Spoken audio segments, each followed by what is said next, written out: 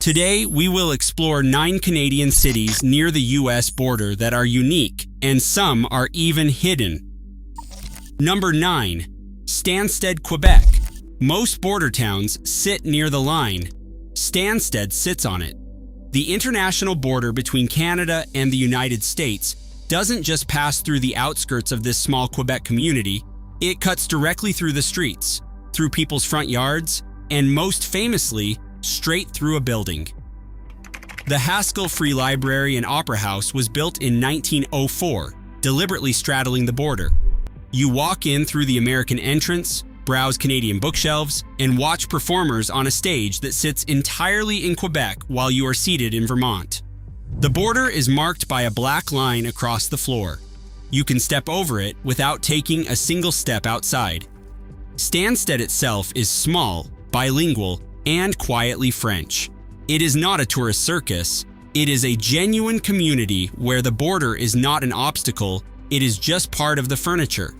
If you have ever wanted to live somewhere that breaks the rules of geography just by existing, this is your place. Number 8. St. Stephen, New Brunswick. Sit right across the St. Croix River from Calais, Maine, and you'll find a Canadian town that smells faintly of something good. St. Stephen is known as Canada's chocolate town.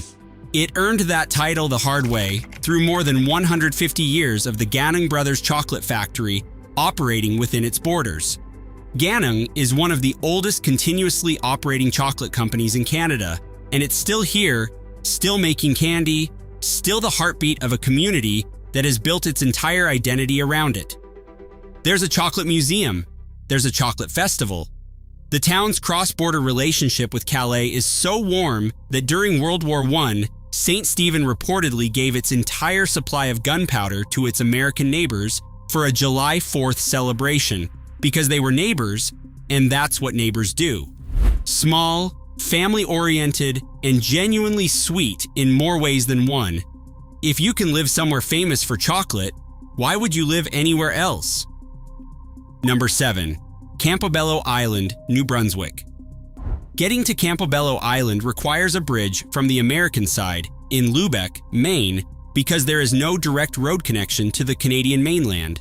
That geographical awkwardness is exactly what kept this Bay of Fundy Island so perfectly preserved. It's quiet here, dramatically, stubbornly quiet.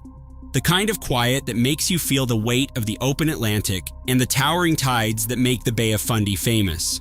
The island was a summer retreat for the Roosevelt family.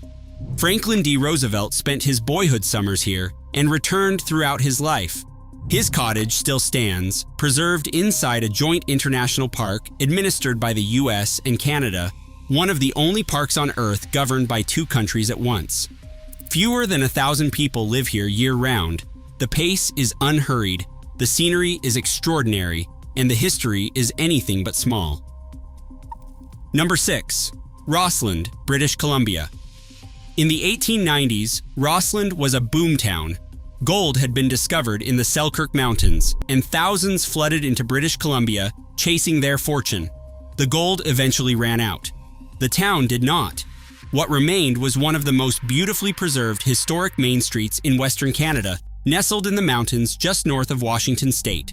Today, Rossland has reinvented itself completely. Skiers come for Red Mountain Resort, one of British Columbia's most celebrated and surprisingly affordable ski hills.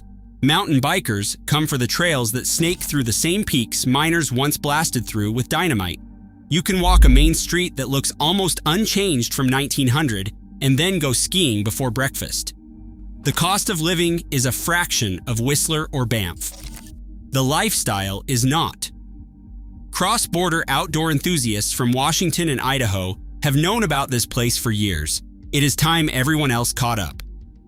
Number 5. Magog, Quebec.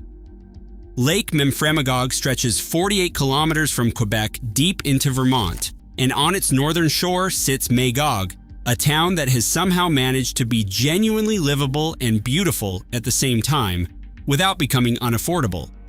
It has the waterfront, the cycling trails, and the ski hills nearby. What it does not have is the price tag of somewhere like Mont Tremblant, or the congestion of the more famous corners of the eastern townships. It sits close enough to the Vermont border that cross-border visitors form a steady part of its summer economy, arriving by boat on a lake that technically belongs to both countries. There is a creature in that lake too, Memphrey, Quebec's answer to the Loch Ness Monster, allegedly spotted over 200 times since the 1800s. Whether you believe it or not, it is a detail that tells you everything about what kind of town this is. Relaxed, a little playful, and completely at ease with its own identity. Number 4. Marrickville, Ontario.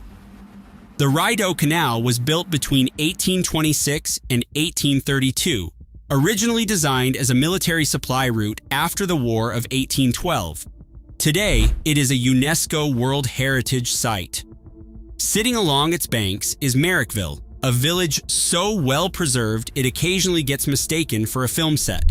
Victorian-era stone buildings line the main street. Local artisan shops occupy spaces that have been commercial premises for nearly 2 centuries. The lock station here is one of the most photographed on the entire canal. In summer, pleasure boats queue patiently to pass through, and the village fills with visitors who come for a weekend and quietly wonder why they would ever leave. It is not right on the US border, but it sits within the broader southern Ontario corridor that has always defined the cultural and commercial borderland between the two countries. Close enough to history on both sides to feel it, far enough from everything else to breathe. Number 3. Fort Coulonge, Quebec. There is a waterfall near Fort Coulonge that most people have never heard of. There is also a covered bridge, a Franco-Canadian village that has barely changed in decades, and a sense of authentic rural Quebec life that the more tourist-polished towns of the province have slowly traded away. Fort Coulonge is not trying to impress you. That's the point. It's affordable in a way that feels almost anachronistic. It's quiet in a way that isn't emptiness. It's community. The landscape is genuinely stunning. The Ottawa River, the surrounding forests, the kind of natural scenery that used to just be called Canada before Canada started charging admission for it.